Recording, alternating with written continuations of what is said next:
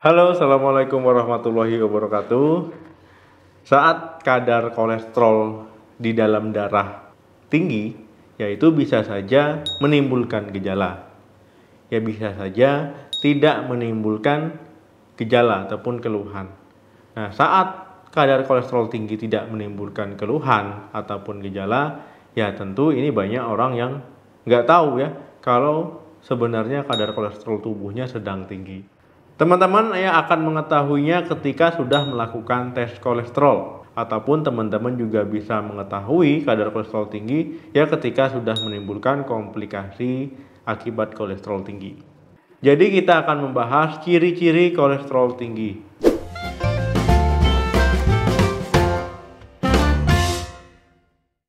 Teman-teman, ada beberapa komplikasi yang bisa muncul ataupun timbul ya berupa gejala ketika kadar kolesterol tubuh teman-teman sedang tinggi.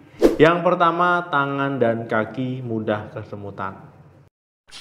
Tangan dan kaki ya bisa saja mudah kesemutan kalau kadar kolesterol tinggi.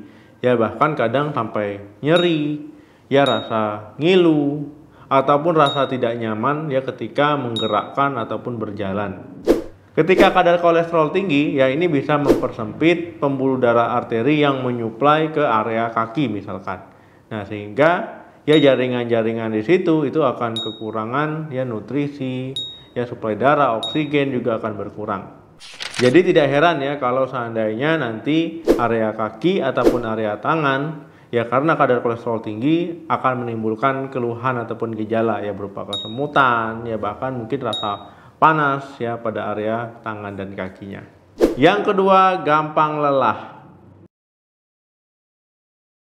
Tubuh yang mudah lelah ya ataupun gampang lelah ya ini bisa menandakan juga kalau kadar kolesterol teman-teman sedang tinggi.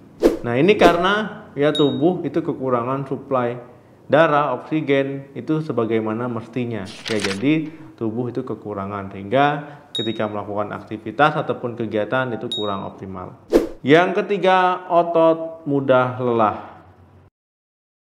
Teman-teman ya, otot itu bisa lelah, bisa lemah. Ya jadi kurang bertenaga ketika kadar kolesterol teman-teman itu tinggi. Yaitu ada kaitannya dengan poin sebelumnya ya, tubuh gampang lelah. Nah, ini karena adanya penyempitan di arteri ya. Nanti otot tubuh teman-teman kekurangan nutrisi, kekurangan suplai oksigen ya. Nutrisi suplai oksigennya nggak maksimal ya sehingga ketika melakukan aktivitas fisik, berjalan, berlari ataupun naik turun tangga ya itu nggak maksimal, jadi gampang capek ya gampang lelah ototnya. Yang keempat, dada terasa nyeri. Nyeri dada ya khususnya dada sebelah kiri itu merupakan salah satu komplikasi ya akibat kadar kolesterol tubuh teman-teman itu tinggi. Karena kalau kadar kolesterol di dalam darah tinggi, ya ini akibatnya nanti pembuluh darah teman-teman bisa menyempit. Ya begitu juga dengan pembuluh darah di jantung ya yang menyuplai otot jantung. Ya kalau ini terjadi ya bisa meningkatkan risiko terkena serangan jantung. Nah, karena ya suplai oksigen, suplai nutrisi ke jantung ya itu akibatnya terganggu ya karena penumpukan lemak tadi ya di pembuluh darah. Kalau teman-teman mengalami nyeri dada, ya khususnya sebelah kiri, ya sampai menembus ke belakang, ya menjalar ke tangan, sampai ke leher, ya sebaiknya langsung bawa ke dokter. Yang kelima, disfungsi ereksi. Kadar kolesterol tinggi, ya ini tadi sudah dijelaskan bisa menumpuk di pembuluh darah, akhirnya peredaran darah tidak lancar. Ya begitu juga nanti ke organ genitalia ya baik laki-laki maupun perempuan. Nah, kalau peredaran darah tidak lancar ke area genitalia bagi laki-laki ya bisa mengalami disfungsi ereksi. Kalau pada wanita ya ini bisa mengganggu ya gairahnya bisa menurun. Yang keenam, santoma. Teman-teman ya santoma ini ya ketika muncul benjolan di bawah kulit. Ya di bawah kulit biasanya di siku, ya di lutut, khususnya di persendian, bisa juga di daerah lain ya. Biasanya itu satu sisi. Misalkan muncul di tangan ya, di kaki, di pantat ya. Nah, kemudian kalau santoma itu ketika disentuh, ya itu teman-teman terasa ya bulat-bulat tapi tidak nyeri. Untuk ukurannya itu bisa berbeda-beda, ada yang kecil, ada yang besar. Ya intinya ketika teman-teman menyentuh ya itu tidak ada terasa nyeri, tidak ada terasa sakit ya pada bulatan tadi ataupun benjolan.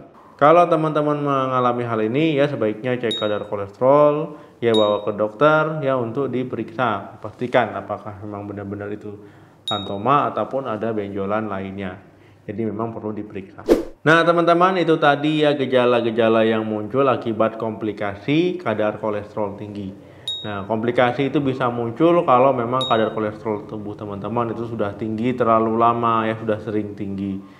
Nah, tapi kalau seandainya kadar kolesterol tinggi belum menimbulkan komplikasi, ya banyak orang yang tidak tahu kalau sebenarnya kadar kolesterolnya itu sedang tinggi-tingginya.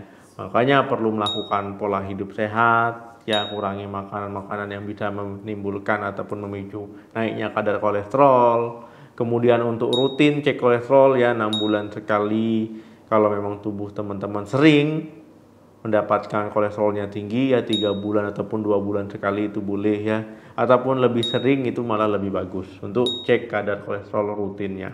Oke teman-teman, terima kasih yang sudah menonton video ini sampai habis. Jangan lupa like, share, dan komen. Sampai ketemu lagi di video saya selanjutnya. Salam sehat, sampai jumpa.